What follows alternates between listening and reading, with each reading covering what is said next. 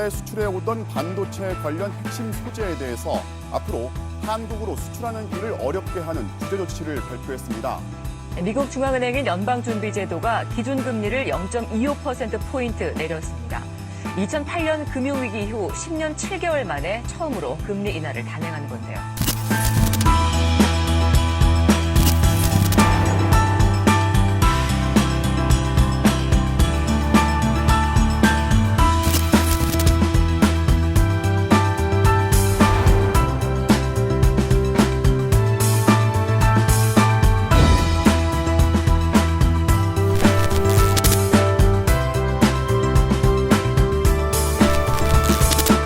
그렇기 때문에 이거는 단기전이 될 수 없다.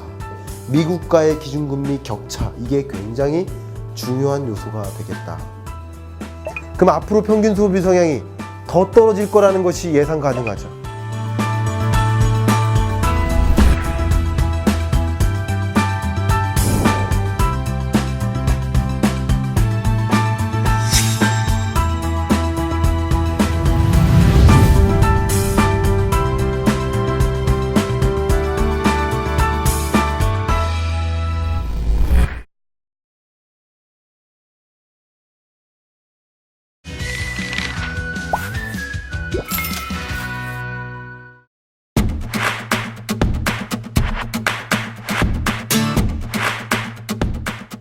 안녕하세요. 전국에 계신 경할머니 여러분, 경제 읽어주는 남자 김광석입니다. 반갑습니다. 자, 지난주에 이어서 우리 한 권으로 먼저 보는 2020년 경제전망 책 발간 기념 특집 경익남을 준비를 했습니다. 구채희 작가님, 다시 한번 인사해 주시죠. 안녕하세요. 재테크하는 아내 구채희 작가입니다. 네. 지난주에 이어가지고 네. 또 이번 주에도 이어서 네. 제가 또 열심히 질문을 해보도록 하겠습니다. 그러시죠. 해보시죠. 일단 지난주에는 2020년 경제위기 진짜 올까? 이게 사실 사람들이 많이 궁금해하는 내용이었는데 일단은 아니라고 네. 강력히 네. 이제 얘기를 하셨어요. 아닙니다. 저희가 조금 이제 안심을 하고 근데 위기가 아닌데 굳이 그거를 해야 할 그게 있나? 그러니까 위기가 아니면 아니라는 것을 받아들여야 되잖아요. 그럼 위기가 아니다. 그럼 어떤 위기라는 점에서 것은 위기가 아닌 위기의 거예요? 정의가 네. 우리나라가 근래 들어서 근현대사에서 위기를 경험한 시점이 네. IMF 외환위기 1997, 8년에 네. 경험했던 그리고 2008년 글로벌 금융위기 이게 위기자가 붙죠. 네. 그리고 2012년에 유럽발 재정위기가 있었어요. 약한. 근데 그거는 조금 체감이 약해. 크지 예, 않았던 체감은 것 크지 같아요. 않아요. 그리고 한국 경제랑은 조금 동떨어져 있어서 음. 유럽에는 좀 큰 위기였는데 우리 한국 경제 입장에서 커다란 위기는 아니었어요. 근데 어쨌든 근래 들어서 세계 혹은 국내 경제에 있어서 위기라고 이름을 붙였던 게 그 세 개예요. 그게 뭐냐면 경제 성장률이라는 개념이 자, 경제 성장률 개념을 잠깐 쉽게 설명드릴게요. 이거 빨리 하셔야 돼요. 이해하시면 좋습니다. 빵집이 있어요. 네. 작년에 빵집이 매출액이 100만 원이에요. 올해 매출액이 105만 원이에요. 몇 퍼센트 늘었죠? 5%. 5%. 그 5%가 경제 성장률이에요. 쉽죠? 네. 근데 그 경제 성장률이라는 개념이 네네. 1997, 8년에 마이너스를 찍어요, 우리나라가. 음. 이게 위기예요. 마이너스를 기록하는 거. 아. 작년보다 경제 규모가 줄어드는 거. 이게 위기예요. 그리고 2008년 당시에는 미국은 마이너스 경제 성장률을 기록했어요. 2년간. 이게 위기예요. 근데 우리나라는 그 당시에도 마이너스를 기록하진 않았어요. 그래도 플러스요. 그래도 0%대, 0점 몇 이렇게. 그러니까 그래도 그건 위기라고 할 수 있어요. 근데 유럽발 재정 위기는 뭐 그렇게 크진 않았는데 위기라는 표현을 쓰려면 경제 성장률이라는 지금 말씀드린 이 개념이 0%대를 하회하거나 어. 혹은 1%를 하회하는 수준. 그러니까 마이너스거나 0%대. 0%대. 이 정도면 좀 위기라는 단어를 붙일 수 있는데 2%, 3%대를 이 왔다 갔다 하는 수준이면 네. 위기가 아니에요. 물론 침체 국면, 하강 국면, 어려운 경제 이렇게는 얘기할 수 있지만 위기라는 단어를 붙이기에는 어울리지 않는다라는 걸 말씀드립니다. 알겠습니다. 네. 지금 이번 달에 이제 한국은행에서 금리를 인하를 했어요. 거의 이제 최저금리. 근데 금리가 낮은데 변수가 정부에서 대출 규제를 또 하고 있잖아요. 그렇죠. 사실 규제가 없으면 정말 저렴하게 돈을 빌려서 뭐 부동산이든 뭐든 사람들이 주식이든 투자를 많이 할 텐데 왜냐면 은행에 맡겨 돈이 뭐 안 되니까. 근데 지금은 금리는 낮은데 대출은 잘 안 되고. 그래서 일반 직장인 뭐 저처럼 뭐 주부들 좀 네. 어떻게 재테크적인 좀 전략을 세울 수 있을지. 네. 일단은 그 전략 관점에서 말씀을 드리고요. 네. 드리기 직전에 잠깐 이 말씀을 드릴게요. 네. 왜 재테크를 해야 되는가? 아마 구 작가님께서 더 많이 말씀하실 수도 있어요. 네. 근데 제가 이런 컨셉에서 질문에 대한 답을 드릴 때 꼭 드리고 싶은 그 그래프가 이겁니다. 보세요. 이건 어떤 최근 들어서 빨간색이 뭐예요? 자산 소득 증가율이네요. 이게 뭐죠? 이것은 빨간색이 자산 가치의 증가 네. 속도고요. 그리고 소득의 증가 속도예요. 소득이 확 줄었네. 소득은 줄죠. 증가율이 그리고 들쭉날쭉하죠. 네. 불안정하니까. 근데 자산 가치는 어때요? 안정적으로 그러네요. 높게 증가하죠. 이 자산은 어떤 자산이에요? 실물 그러니까 자산은 실물 자산이에요. 그러니까 이 자산 가치는 부동산도 포함되고 주식, 펀드 주식도 이런 거다 펀드도 다 포함됩니다. 돈이 현금도 아닌 포함됩니까? 현금은 아니죠. 안 돼요. 예. 뭔가를 그러면- 갖고 있어야 되는 거예요. 그렇죠. 권리든 물건이든. 예. 그래서 제가 항상 강조하는 게 뭐냐면 지금 주어진 직장에서 맡은 바 임무를 성실히 수행하면 부자가 되는가? 아니라는 거죠. 네. 물론 뼈다귀네요. 상위 몇 %에 해당되는 전문직 분들은 고소득자들은 열심히 일함으로써 자기가 네. 고소득자이기 때문에 말 그대로 고자산가가 될 수 있는데 근데 일반적인 그 근로자, 일반적인 월급 생활자, 임금 근로자라고 하죠. 이런 분들의 경우에는 평균적인 근로소득자의 경우에는 소득의 증가 속도보다 자산 가치의 증가 속도가 더 높기 때문에 그냥 내가 막연히 열심히 주어진 일만 하면 나는 더 가난해질 수 있다. 열심히 하되 어딘가에 투자를 해서 자산을 늘려야 되겠네요. 네, 그렇죠. 그럼 지금 이 자산 가치의 평균선을 제가 보여드린 건데 어떤 자산은 더 높게 형성되고 상대적으로 어떤 자산은 소득 증가 속도보다 낮을 수도 있어요. 그럼 어떤 자산이 더 높게 형성되는가를 들여다보는 일, 그게 뭐예요? 그게 경제를 전망해서 2020년 경제를 먼저 들여다보고 나의 투자 자산을 어디에 옮길지를 할지. 결정하는 일인 거예요. 되게 많잖아요. 주식, 펀드, 부동산, 뭐 금, 네. 또 뭐 있죠? 대표적인 게? 뭐 채권도 있고요. 채권도 있고. ETF도 있고요. ETF. 예. 오, 그러면 조금 예. 여러 금리와 가지 연관 관점에서. 지어가지고 네. 조금 투자할 만한 데가 네. 이 중에서 뭘까요? 일단 기본적인 컨셉에서는 금리가 떨어지면 나머지 실물 자산의 가치가 어떻게 된다? 올라간다. 올라가요. 그리고 금리가 떨어지니까 예적금 하는 것보다는 그렇죠. 위험 자산에 아무래도 그렇죠. 더 예. 투자를 이럴 해요. 때는 위험 자산에 투자하는 게 적합합니다. 그럼 주식 좀 해도 괜찮나요? 주식 투자가 자, 좋습니다. 아주 좋은 말씀이시고요. 제가 2019년 경제 전망할 때 2019년에는 주식 투자하지 마세요라고 얘기했어요. 주식 투자가 아까 적절하다. 그거를 내다보고 하신 거예요. 그렇죠. 그러니까 주식 경기 물론 이득 보신 분도 계시고 손해 보신 분도 계신데 평균적으로 손해 본 사람들이 더 많은 거예요. 주가가 하락했던 시점이니까. 그 국내 기준이세요? 아니면은 국내도 미국? 그렇고 세계도 그렇습니다. 세계도 그렇고. 그러니까 이 주식 경기는요. 실물 경제, 경제 성장률의 흐름하고 동행합니다.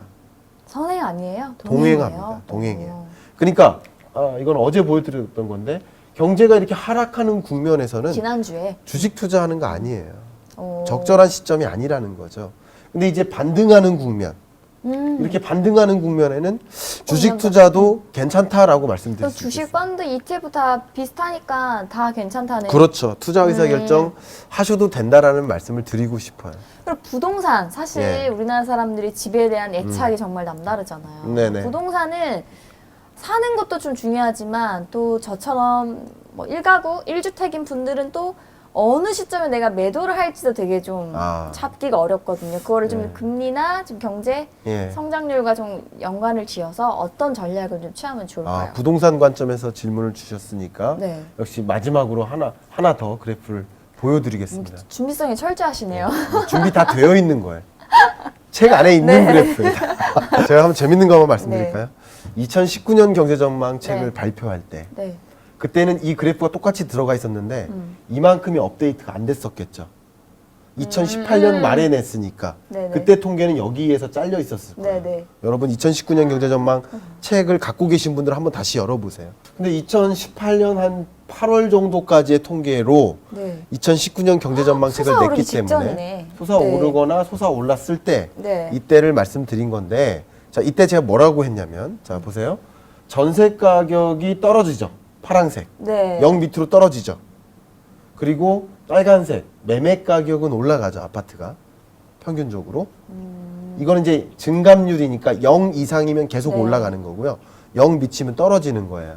매매 가격의 증감률, 전세 근데 가격의 이게 증감률. 비슷하게 가지 않아요? 얘도 하락할 때 하락하고 전세가가 좀 올라갈 때 매매가 확 올라간 거 자 아닌가? 비슷하지만 이건 증감률 그래프니까 어. 0 위에 있나 밑에 있나가 더 중요해요. 아, 네. 0 위에 있으면 계속 증가하는 거고. 증가하는 거. 네. 그리고 0 밑에 있으면 계속 감소하는 거예요. 가격 자체가 네네네. 대체죠. 자, 근데 제가 그때 뭐라고 얘기했냐면 이 중요한 시그널을 하나 알려드립니다. 시그널입니다. 전세 가격이 하락하기 시작하면 매매 가격이 하락할 가능성이 높습니다. 전세가가 하락하면 전세 가격은 매매 가격을 선행하는 경향성이 높습니다. 전세가가 왜 그렇게 말씀드리냐? 전세가가 실제로 이때 조정되죠. 18년에. 네. 그러면 이제 매매 가격이 주춤하겠네요. 주춤하거나 하락할 가능성이 높겠죠. 그래서 이때 당시의 그래프를 보여드리면서 이렇게 될 거라고 전망했겠죠. 맞죠? 네네. 그때 그 당시에. 근데 지금 2020년 경제전망 책에는 여기까지 갖고 오면서 이후를 전망했겠죠. 네. 그렇죠. 이게 팩트니까. 이거는 국민은행에서 제공하는 네. 부동산 통계를 그대로 그린 거예요. 그러니까 결국은 매매 가격이 하락될 것을 전세 가격의 조종세를 가지고 먼저 알아본 거예요. 이게 시그널이에요. 왜 그런지. 지금은 2020년은 전세가 시그널이 좀 어떻게 돼요? 전세 가격이 이제 반등하죠. 뒤에 안 나와 있네. 보고 싶다. 지금 이제 반등해서 0 이상으로 올라왔잖아요. 오, 네네네. 그러면 이렇게 되면 매매 가격이 어떻게 될 것으로 보고 있는가? 올라갈 거 올라가긴 아니야. 올라간다. 그리고 금리도 인하하잖아요. 올라가긴 올라간다. 전세가가 올라가고. 지금 반등할 시점이고 대신 또 금리는 떨어져서 떨어지고. 또 유동성이 또 있으니까 그것도 부동산 가격을 상승시키는 또 요인이에요. 올림. 그럼 2020년에는 예. 매매가가 좀 더 오를 거라고 보시는 오르죠. 거네요. 오르죠. 자, 왜냐면 근데 작년에 규제 잠깐만. 때문에 조금 예, 올해도 2020년에도 규제가 심각합니다. 부동산 시장만큼은 그 이제 좀 다른 종류의 얘기고요. 지금 한 가지 말씀 좀 전해드릴게요. 부동산 시장을 놓고 이야기할 때 제가 꼭 강조하는 게 뭐냐면 이 방송을 보고 계신 분들이 다 제각각이세요. 사는 위치도 다르고 지역도 다르고 소득 규모도 다르고 그리고 가구 거주 형태도 다르고 다 다른데 이 말이 체감이 되는 분도 있고 안 되는 분도 있는 거예요. 이것은 여러분들이 보고 계시는 평균선을 가지고 전망하고 말씀드리는 건데 여러분이 체감하는 것과 전혀 다를 수도 있어요. 네, 그거는 좀 유의해서 이해해 주세요. 제가 여러분 사는 동네의 매매 가격 그쵸. 증감률이 왜냐면 아니에요. 이게 네. 평균적 전국 평균이기 때문에 또 네. 그쵸 수도권이나 예. 또 지방이나 또 그 주변 환경에 따라서 다를 수도 있다는 점을 그렇죠. 다시 한번 예. 설명을 드리고 이어서 그래도 예. 해주세요. 근데 이 논리를 잠깐 설명해 드리고 싶습니다. 전세 가격이 조정되면 매매 가격이 조정될 가능성이 높다라고 말씀드렸는데 왜 둘은 그러냐면 따라가니까. 왜 그러냐면 따라간다기보다는 세입자 찾기가 어려운 시절에 세입자가 너무 어려워요. 그럼 뭐 어떻게 돼요? 내려야죠. 전세 가격을 내리죠. 내려야죠. 전세 가격을 내리면서 공실이 많으니까 전세 가격을 내리는 거예요. 투자자 입장에서. 그럼 내리다 보면 그래도 세입자가 안 나타나요. 그럼 어떻게 할까요? 싸게 팔라나? 싸게 팔고 싶죠. 그래서 금매가 발생하는 거예요. 버티지 못해서. 그러면서 매매 가격이 조정되는데 재밌는 현상은 전세 거주자가 많은 지역들이 있어요. 네. 여러분 이런 것들은 체감적으로도 여러분 부동산 방문하셔도 알 수 있습니다. 별로 없어 매물이. 그러니까 전세 거주자가 많은지 아니면 매매 거주자가 많은지 부동산 방문할 그런, 때 그런 것을 좀 아시면 좋아요. 전세가 많은 데가 좋겠네요. 계속 수요가 있다는 거네 그만큼. 아니 그건 또 다른 얘기고 제가 말씀드리면 전세 가격이 조정되면 이제 투자자 입장에서 급하니까 마음이 급하니까 어떻게 해요? 금매를 내놔요. 반대로 자가 점유 비중이 높은 지역은 부동산 시장이 이렇게 불안하면 내놔요 안 내놔요? 안 내놔요. 눌러 앉아요. 심리적으로 그래요. 심리적으로. 이거 행동경제학에서도 어차피 그게 한 채니까 나오고. 뭐. 그렇죠. 그러니까 눌러 앉아. 그러니까 뭐냐면 자가 점유 비중이 높은 지역. 그냥 퉁치면 수도권은 자가 점유 비중이 높아요. 그렇죠. 그리고 비수도권은 전세 점유 비중이 높아요. 상대적으로. 네네네. 그러니까 퉁쳤기 때문에 수도권은 매매 가격이 계속 오르는 거예요. 거래는 안 되는데 들어오고자 하는 사람은 계속 있으니까 호가가 올라가는 거예요. 이해가시죠? 근데 전세 점유 비중이 높은 지역들은 공실이 많고 급매로 내놓다 보니까 가격 절벽 현상이 일어나요. 그래서 제가 이 책에서 부동산 시장 전망책이 아니잖아요. 네. 부동산 시장 이슈가 있는데 그 부동산 시장의 이슈를 뭐라고 설명했냐면 탈동조화라고 했습니다. 탈동조화. 양극화된다는 얘기인가요? 그렇죠. 이런 지역 간의 흐름이 이상하게 갑니다.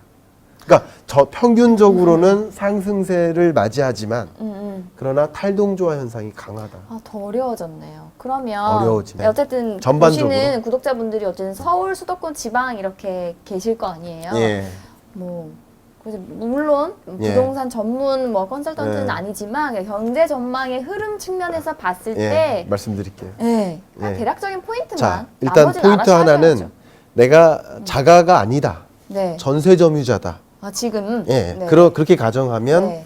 집을 사실 기회를 가지셔라. 2020년에요. 네. 그걸 말씀드리고 전국 특히 상관없이요. 네. 네. 왜냐하면 이제 부동산 규제가 음. 무주택자에게는 규제가 안 들어가요. 맞아, 쉽게 맞아. 말씀드리면 이해가시죠? 네네네네. 그런 것도 있고 음. 특히 무주택자이시라면 네. 분양의 기회를 계속 노리셔라. 끊임없이. 분양이 유일한 고자산가로 가는 길이 될 수밖에 없다. 분양. 2020년에 네. 현 정권이 엄청나게 분양 물량을 쏟아낼 겁니다. 공급을 늘릴 거예요. 기회를 늘려라. 특히 무주택자에게 저소득층을 중심으로 분양의 기회를 많이 만들 겁니다. 그러면 당첨이 안 돼도 그냥 일반 매매여도 상관은 그건 조금 더 조심스럽지만 첫 번째 분양은 적극적으로 시도하셔라 라는 걸 말씀드리고 네. 이제 기존 주택을 매매하는 건 조금 더 조심스러워야 되는데 자가 점유 비중이 높은 지역 네. 그리고 가치 상승폭이 큰 지역 서울 예. 핵심 지역 이런 그러니까 서울에서도 어떤 지역 음. 가치 상승폭이 큰 지역 네. 이게 많이 오해하시는데요. 여기는 동네가 좋아. 그러니까 여기 사야 돼. 이게 아니에요.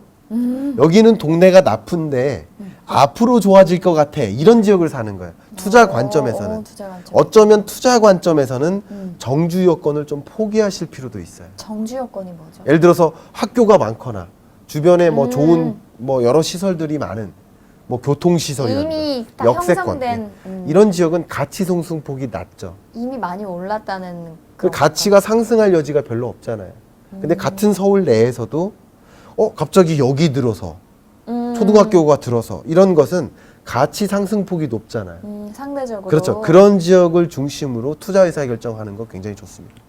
내 집 마련 의사 결정. 내 집 마련. 저는 적극적으로 추천해 드립니다. 그러면 내년에 집을 갖고 계시는 분들이 이제 팔려고 하시는 분들은 이런 그냥 경제 흐름으로 봤을 때 조금 매도가 괜찮을 타이밍인지 네. 아니면 상승 조금 좋습니다. 기류가 있다고 하면 좀 더 네. 보유해도 뭐 될 수도 네, 있잖아요. 저는 항상 말씀드릴 때 가정에 전제합니다. 네. 가정은 뭐냐면 2주택 이상인 분들의 경우에는 주택 하나를 정리하시는 것도 좋은 방법입니다. 왜냐하면 이 부동산 정책 자체가 2주택 이상자에 대해서 조금 많은 부담을 줍니다.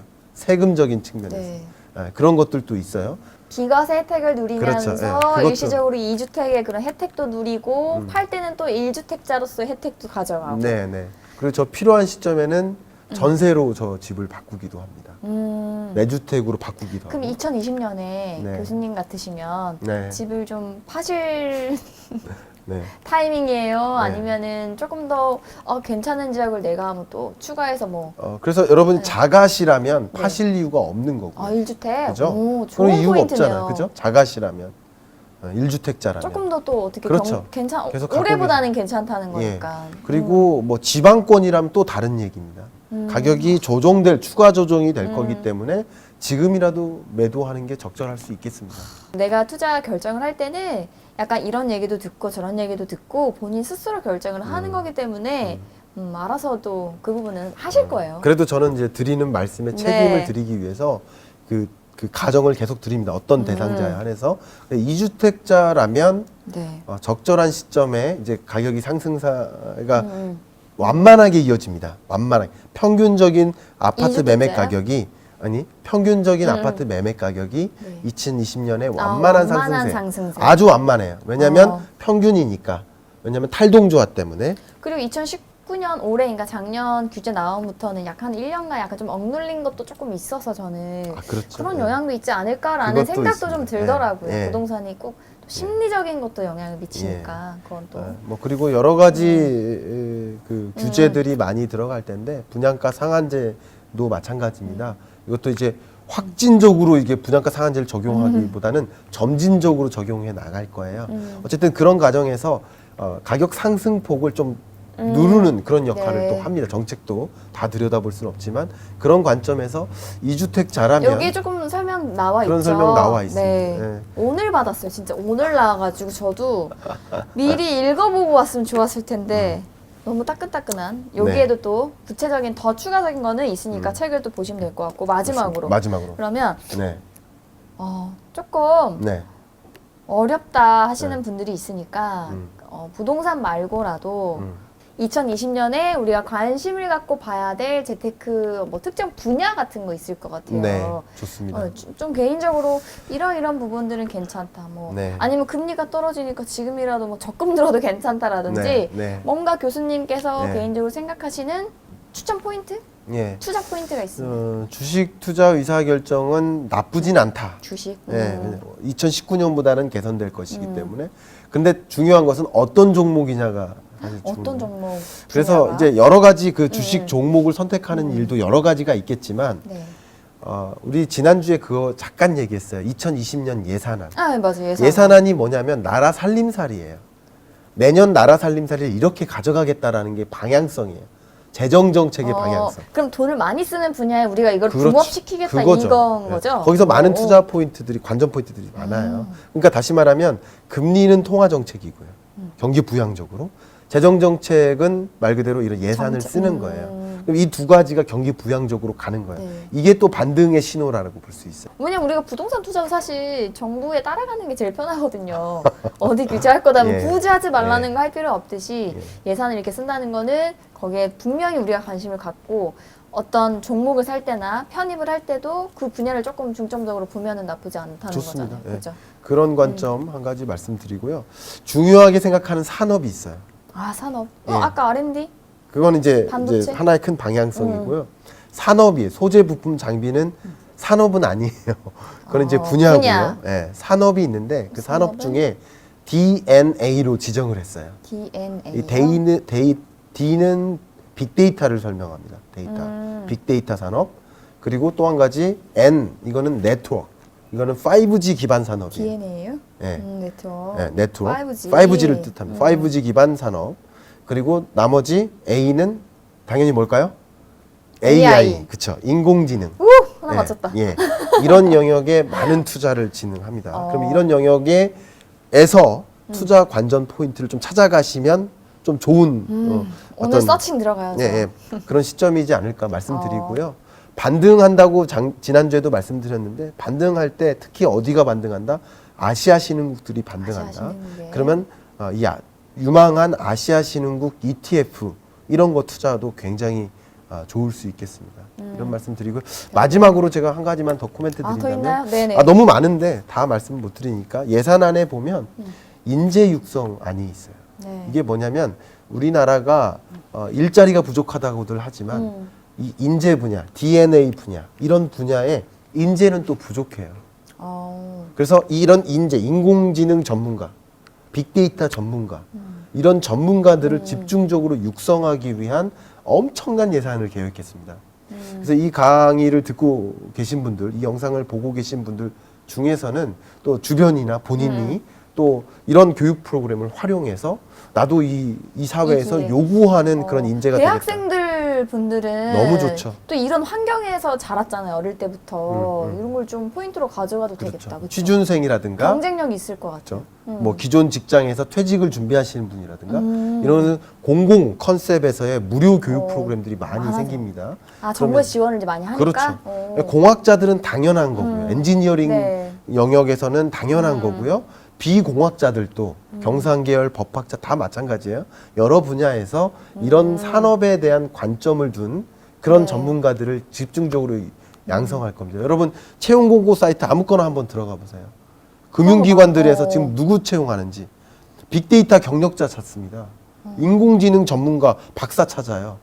그러니까 그런 분야의 전문가로 양성될 필요가 있다. 박사 따려면 오래 걸리잖아요. 그러니까 박사가 아니더라도 예. 석사라도 학사라도 괜찮아요. 이분이 자 이런 관점에서 네. 경제를 알겠습니다. 먼저 들여다본다는 것은 그냥 단순한 투자가 아니라 자산을 늘리는 것 외에도 내 어떤 진로적인 방향까지도 조금 고민해 볼 수 있는 그럼요. 그런 네, 기회가 그런 관점에서 되겠네요. 많은 것들이 네. 있습니다. 이번 주 2020년 경제전망 출간 기념 특집 마무리하도록 하겠습니다. 경제 읽어주는 남자 김광석이었습니다. 감사합니다. 인사하시죠. 초대해 주셔서 감사하고요. 저도 이 책 읽어보고 꼼꼼 리뷰를 하도록 하겠습니다. 감사합니다. 네, 감사합니다.